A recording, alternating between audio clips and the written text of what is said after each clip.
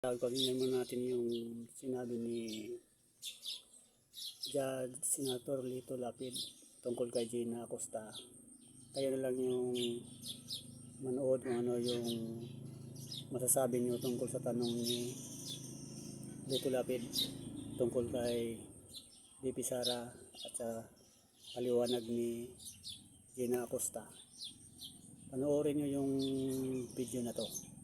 Saka kayo na lang yung maghusga. Panoorin nyo. Kasi kumbaga natural lang na magtanong yung isang senator judge tungkol kay Gina Acosta kung sino yung mga nakapangalan sa mga confidential fund na yan. Kasi siyempre confidential funds na yan, hindi naman pwede na yan yung mga pangalan talaga na totoong pangalan. Kasi sa mga yan, mga intelligent report yan. Kaya kayo na lang yung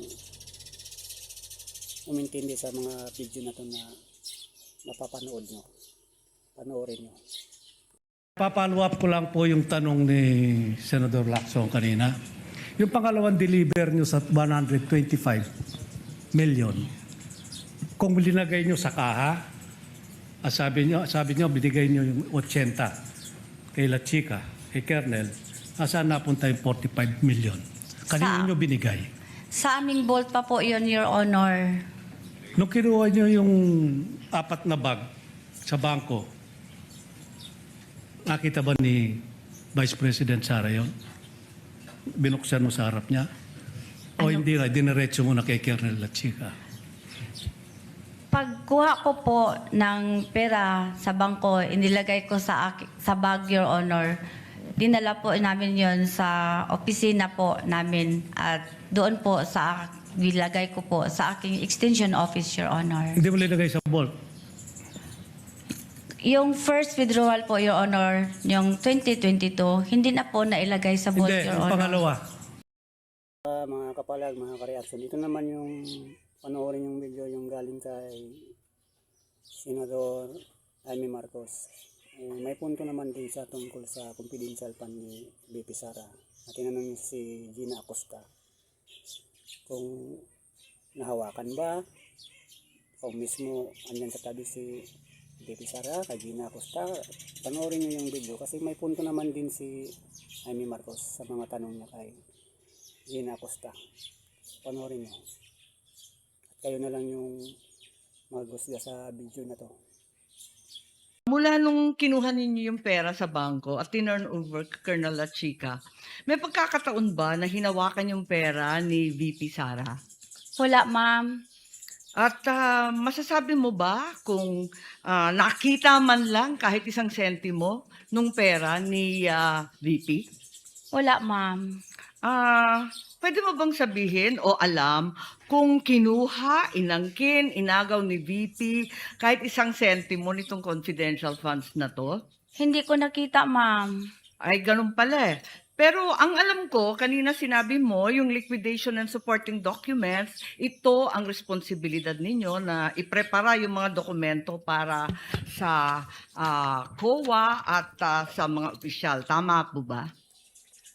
Yung mga documents, di ba yun ang trabaho mo bilang SDO? Kasali po yun, ma'am. Nung naghahanda ka nitong mga papeles na to, katabi mo ba si VP? Para tignan yung mga daan-daan, libu-libong mga dokumento tungkol sa confidential funds. Nandun ba siya? Wala po siya, ma'am. Nag-base lang po ako, ma'am, kung paano yun gagawin po doon sa GC, ma'am. Ngayon, napanood nyo na yung mismong video na yan, yung tanong ni Lito Lapid at saka yung tanong din ni Amy Marcos. Yung makita naman talaga na puro lang ito, mga kumbaga hirisi-hirisi lang, mga lang, pang paninira lang kay VP Sara. Dahil siyempre, alam mo naman mga politika. Ganun talaga kasi yung confidential fund kasi na yan, talagang inaano yan sa mga intelligent, mga report kung ano yung mga makakaliwang grupo, yung mga taong mga minaman-manan. Siyempre hindi naman pwede na yung totoong tao na nag-i-spy, ano yung mga totoong pangalan. Hindi naman pwedeng ganun kasi delikado yung ano rin nila, buhay. Kaya dinaan niya sa mga ganyan mga pangalan. Kung confidential pa yung pag-usapan natin, bakit kumbaga nakatutok tayo sa kay Sara, kung lahat ng gobyerno na may confidential fund, halongkatin na lang lahat. So, example kay Presidente, di ba billion yung confidential fund niya? Ang tanong, wala namang kuha report yan eh. Bakit kay Dito Sara lang yung hinahanapan nila? O, yun ang tanong. Kumbaga, parang patas tayo, hindi yung FPP lang yung tinutukan. Ang daming may confidential fund, bakit wala mga kuha report? Ayun lang. Yun lang yung maisishare ko sa inyo.